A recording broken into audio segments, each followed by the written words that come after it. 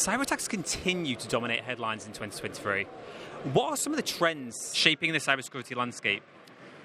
Well, there are several trends. I believe the major one of them is the use of compromised credentials to access resources.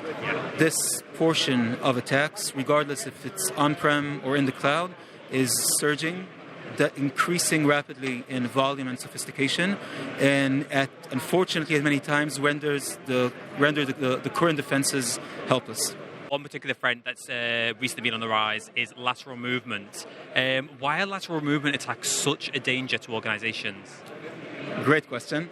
Happy that you asked it. So in a way you can think of it, lateral movement, that's the X factor that transforms a local event into an enterprise-wide incident. Okay, because if we think about a very common scenario, you have an attacker that have sent a spear phishing email to an employee, the employee opened the email, now you have one compromised endpoint. Lateral movement is the stage from which this single compromised endpoint is the spearhead of propagating within the entire environment. So it's a difference, if we're talking about ransomware, for example, it's the difference between one encrypted machine and potentially 10,000 of ones. How can businesses secure their Active Directory?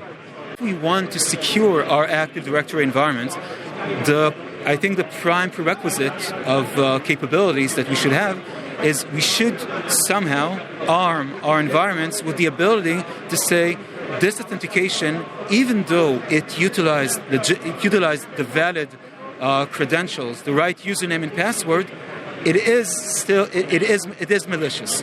Okay?